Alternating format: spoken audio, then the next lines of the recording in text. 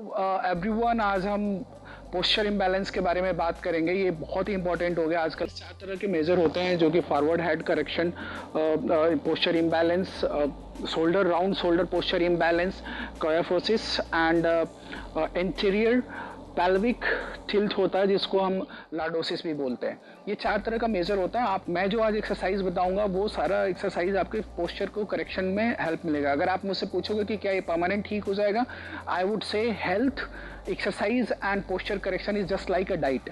आपको ये करते ही रहना पड़ेगा। जैसे ही आप इसे छोड़ोगे, आप सोच रहे हो कि एक सर्टेन लेवल पे मैं अचीव कर लिया हूँ और इसके बाद मैं इसको बंद कर देता हूँ, तो you will come again back to your previous position. So this is life long things we have to do. मैं आपको पिक्चरियल व्यू दिखाऊंगा हर एक टाइप के पोस्चर प्रॉब्लम्स को, so that you will have a good understanding.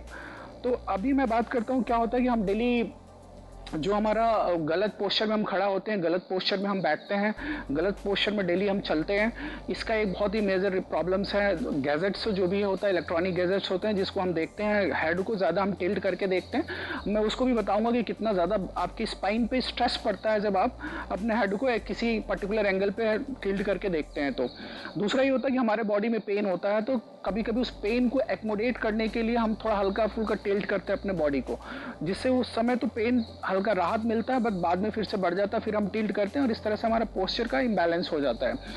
हिल का जो हिल shoes, high heel shoes जो हम पहनते हैं, उससे भी बहुत बड़ा प्रॉब्लम्स होता है। चाहे हम बात करें बच्चों के स्कूल के बैग का, अभी तो ठीक है 2 साल से बच्चों को स्कूल बैग में राहत मिल रही है, लेकिन बच्चों का जो स्कूल बैग है वो जब बैग पे वो लेते हैं काफ़ी हैवी होता है, जिसको मेंटेन करने के लिए अपने हेड को आगे की तरफ पुश करते हैं, जिससे कि प्रॉब्लम्स उनके पोस्चर में धीरे धीरे स्टार्ट हो जाता है। इसके अलावा अगर आप देखोगे कि कोई एक काम जो कर रहे हो डेली, एक ही पोस्चर में एक ही काम कर रहे हो, वो भी आपको अवॉइड करने हैं। मूवमेंट हमारा बहुत ही कम हो गया, मूवमेंट को भी हमें ध्यान रखना है, मूवमेंट हमें बना के रखना है, सो दैट फिजिकल हेल्थ अगर आपका अच्छा नहीं होगा, आपके नेक के मसल्स कमजोर होंगे, शोल्डर के मसल्स कमजोर होंगे, पूरी स्पाइन के मसल्स कमजोर हो जाएंगे, जॉइंट्स के मसल्स कमजोर होंगे, तो आपको पोस्चर प्रॉब्लम आने के बहुत ही ज़्यादा चांस है। इसके अलावा जो सबसे इम्पॉर्टेंट है, मैं वो आपका एटीट्यूड्स, हमारा एटीट्यूड्स एंड मेंटल स्टेटस, ये दोनों चीज़ें बहुत ही मेजर रोल प्ले करती हैं। जैसे अगर आप यू आर इन स्ट्रेस, आपको डिप्रेशन का प्रॉब्लम्स फील हो रहा है, आपको एंग्जाइटी फील हो रही है, आप गुड फील नहीं कर रहे हैं, आप पैसिमिस्टिक्स हैं, या फिर इस तरह की जो भी नेगेटिव थिंग्स है जो आपको घेरे हुए हैं, इसकी वजह से भी आपको पोस्चर इम्बैलेंस होने के चांसेस बढ़ जाते हैं। So a lot of problems will come along with your posture problems, posture imbalance. ये तुरंत का नहीं आता, ये ओवर द एज आता है। सो प्लीज़ मेक श्योर, हम अभी स्लाइड्स में हम आपको थोड़ा बहुत दिखाते हैं, then we will start exercise. So let's do it. This things I would like to emphasize here. अगर आप 0 डिग्री टिल्ट पे कोई चीज़ देख रहे हो, मतलब आपका हेड बिल्कुल सीधा है, तो आपका जो स्पाइन पे जो वेट पड़ेगा वो आपके हेड का ही वेट होगा, जो कि समवेयर 3 से 4 kg के आसपास होगा। लेकिन अगर आप इसको थोड़ा सा टिल्ट पे देख रहे हो, कोई चीज़ झुक के देख रहे हो, तो आप देख सकते हो आपकी स्पाइन पे आपका ही हेड का जो स्ट्रेस होगा अराउंड 18 kg होगा। सिमिलरली आप 45 डिग्री पे कोई चीज़ देख रहे हो तो ये 22 kg के आसपास आपका स्ट्रेस लेवल स्पाइन फील करेगा, इतना load. And if you are 70, you can see 32 kg, it will break. So be careful if anything you are looking on, तो आपका हेड का जो पोस्चर है वो कितना सही है, एंगल में नहीं कोई चीज़ देखनी है। इधर हेड पोस्चर प्रॉब्लम्स हो, या फिर शोल्डर का प्रॉब्लम्स हो, कैपेसिस हो, या फिर पेल्विक टिल्ट हो, सब कुछ हमारे अंदर आ जाता है। इसका वजह क्या है कि हमारा जो मसल्स है वो वीक होते हैं, हमारे पोस्चर्स जो लॉन्ग टाइम हम कैरी करते हैं वो सही तरीके से नहीं होते हैं, एंड एक्सरसाइज हम रेगुलर नहीं करते हैं, स्क्रीन टाइम बढ़ गया है। So these are the things which is going to have some problem. So let's see one by one very quickly. Forward head posture correct, I mean posture problem कैसे होता है? आप देखिए, जब आप कंप्यूटर पे काम करते हैं, दिस इज़ नॉट राइट वे। हम सब करते हैं, बट ठीक है, अगर हमने कुछ सीखा है, कुछ देखा है, तो let's follow it and try to maintain our posture in this way. बच्चों का जो मैं बोल रहा था, you can see this heavy bag होने की वजह से वो अपने नेक के सहारे इसको बैलेंस करते हैं, जिससे इनका नेक आगे की तरफ चला जाता है. Right is this one, but slowly it will move ahead. Mobile देख रहे हैं आप, यहाँ पे क्लियरली देखिए जो रेड है आपके स्पाइन पे कितना प्रेशर डाल रहा है. ये this is not right way, this is right way. थोड़ा आर्ट जरूर लगेगा, but try to minimize to bend your head to do any things. हमें जब भी आप बेड का सहारा लेके आप पढ़ोगे, डेफिनेटली आपका हेड ज़्यादा से ज़्यादा एंगल में नीचे डाउन होगा. नीचे जब डाउन होगा उस पर स्ट्रेस होगा तो आपको नेक का प्रॉब्लम्स आना ही आना है, जो कि नॉट गुड. ऐसे ही आप पीलो को आप बहुत ऊंचा पीलो मत लगा के करिए. उसमें दो प्रॉब्लम्स होते हैं, एक तो ब्लड सर्कुलेशन आपके हेड में अच्छे से नहीं हो पाता, और दूसरा ये कि आपको ये नेक पे आपके जो स्पाइन है उस पर स्ट्रेस बहुत बढ़ता जाएगा, आपको पता नहीं चलेगा, और then it will create a big problem in coming time. Rotate shoulder problems basically होता क्या है कि हम सम टाइम एक ही साइड से हम ज़्यादा से ज़्यादा वेट कैरी करते हैं. वो आदत होता है कि राइट हैंड यार मेरा ज़्यादा अच्छा है तो सब कुछ हम राइट हैंड से ही करेंगे, या लेफ्ट हैंड जिसका ज़्यादा अच्छा है आप सब कुछ लेफ्ट हैंड से ही करेंगे. सम टाइम हम खड़ा भी होते तो तरीके से खड़ा नहीं होते हैं. हमेशा जब हमें खड़ा रहना है तो हमारा टोज एकदम बिल्कुल अप फ्रंट होना चाहिए, एकदम सीधा दिख होना चाहिए, साइड में रख के या फिर लूज पोस्चर बना के नहीं होना चाहिए. चेयर पे बैठना है एकदम बिल्कुल स्पाइन सीधा होना चाहिए और टाइट बैठना है. अदरवाइज हमें पता नहीं चलेगा, इन चारों में से कोई ना कोई पोस्चर प्रॉब्लम्स आपको हो जाएगा ओवर द टाइम. और आप यहाँ पे आप देखोगे कैपोसिस में हो क्या रहा है कि आपका यहाँ पे बैंड हो जाता है.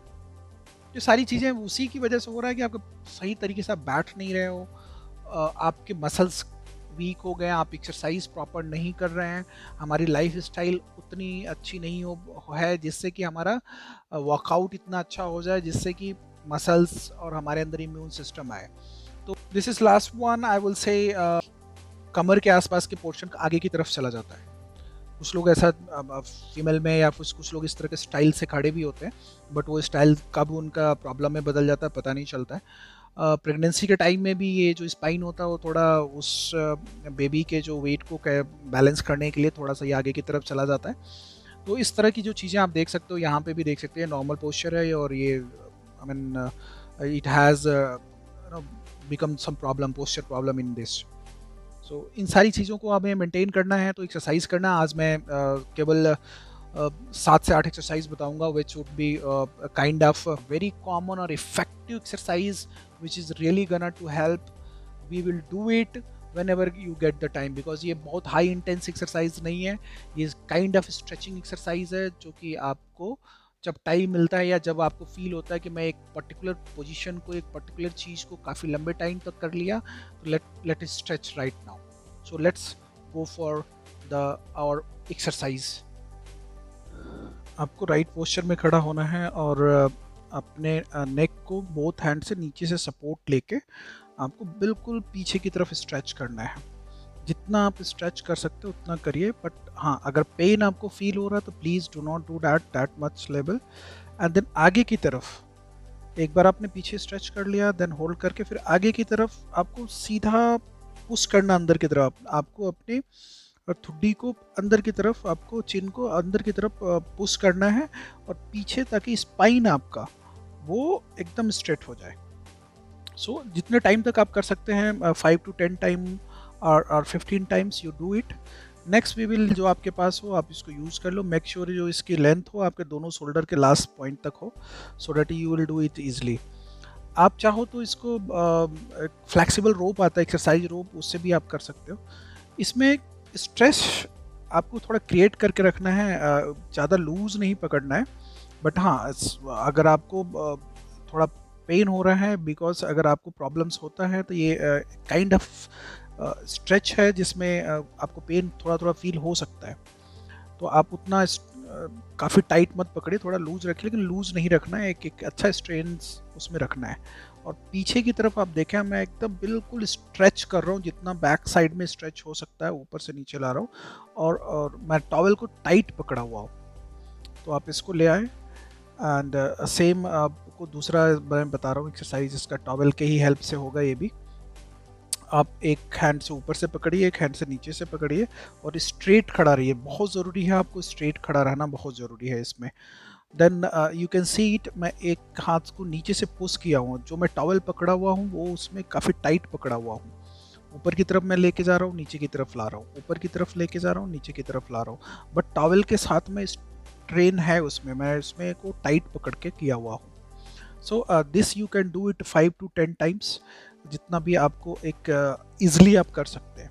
Similarly you have to change your hand, दूसरा हैंड आपको चेंज करना है और ये एक्सरसाइज को परफॉर्म करना है। Really it's a very good exercise, आपको सिंपल है, फुल स्ट्रेच देता है और आपके जो राउंड शोल्डर का जो प्रॉब्लम्स है वो ठीक होने वाला है। जो शुरू के 2 हमने एक्सरसाइज किए थे वो उससे मेजर जो फॉरवर्ड हेड का प्रॉब्लम था वो ठीक होता है और इससे राउंड शोल्डर का प्रॉब्लम्स ठीक होगा। तो ओवरऑल जितना भी मैं एक्सरसाइज दिखा रहा हूँ इसमें करके आपको वो आपके बॉडी को कहीं ना कहीं हर तरह के प्रॉब्लम्स, जो पोस्चर के जो प्रॉब्लम्स मैंने बताए हैं, जो मैंने दिखाने की कोशिश किया हुआ है, वो सारे के सारे प्रॉब्लम्स को ये एड्रेस करेगा। तो 5 to 10 टाइम्स आप इसको कर सकते हैं, डिपेंड ऑन योर। तो आप इसको देखिए कि आप, मैंने अपना हाथ को बैक साइड हेड के पीछे रखा हुआ है और ऊपर की तरफ पूरा स्ट्रेच कर रहा हूँ और फिर नीचे ले आ रहा हूँ। Then we will do the second hand same way में। आप फुल स्ट्रेच करिए, ऊपर की तरफ फुल स्ट्रेच करिए, अगर हो सकता है तो आप होल्ड भी करके रखिए। If you able to hold it तो आप ऊपर की तरफ जब आप लेके जा रहे हैं यहाँ होल्ड करिए। Okay, so yeah, this is second one. This right now I am doing it, that is really good. ये बहुत ही ज़्यादा हेल्प करने वाला है, हमारे स्पाइन को स्ट्रेंथ देने वाला है। और ये आप 2 फीट के आसपास की डिस्टेंस अपने पैरों के बीच में रखें, एक हैंड को अपोजिट हैंड को अपोजिट लेग के पीछे रखें और दूसरे हैंड को ऊपर की तरफ फुल स्ट्रेच करें और इसको होल्ड करें। आप इसे जब करेंगे तो यू विल फील कि आपके पूरे स्पाइन, शोल्डर और लोअर बैक, ये सारे के सारे इस पे इंगेज हो रहे हैं। साथ में आपका लेग भी इसमें अच्छा खासा इंगेज हो रहा है, थाई का इंगेजमेंट हो रहा है।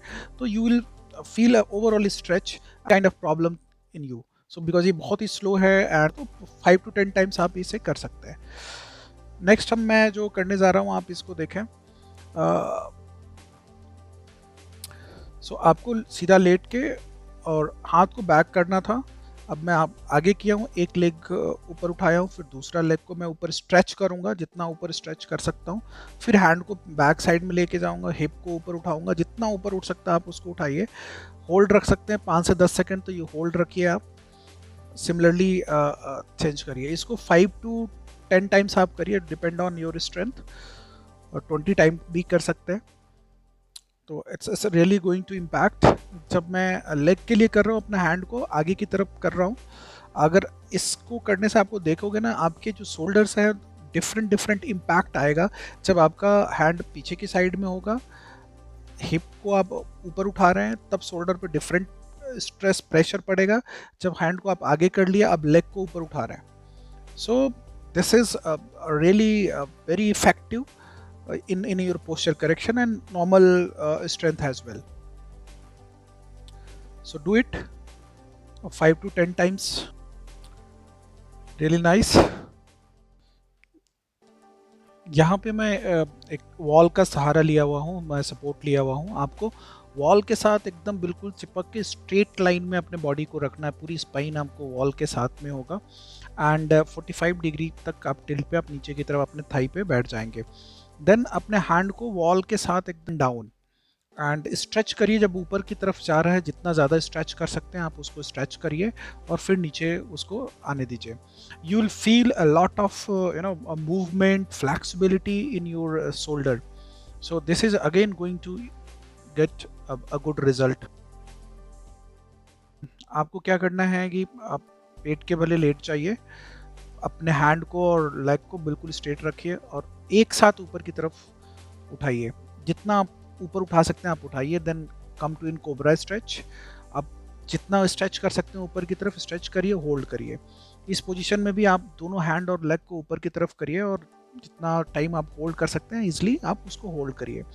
बेनिफिट होने जा रहा है इसमें आप का पूरा ही स्पाइन, ग्लूट्स, हिप का एरिया, थाई का एरिया एंड हैंड का area, all are going to get good stretch, good stamina. इसमें स्ट्रेंथ स्लोली इसमें बढ़ता जाएगा और आपका जो पोस्चर प्रॉब्लम्स में है, लॉट ऑफ सपोर्ट मिलने जा रहा है इस एक्सरसाइज से। हमें देखिए कोई ज़रूरी नहीं है कि हमें पोस्चर प्रॉब्लम है तो ये एक्सरसाइज करना है, ये नॉर्मल रूटीन में हमें ऐड करना है ये सारी exercise, so that we will not fall in that kind of problems in coming future और a later stage of our life. So please keep doing. See, sweating. This is a normal stretch that would be very helpful in maintaining the posture. At least we are not committing to perfect posture, but we can have a better posture. So let's do this.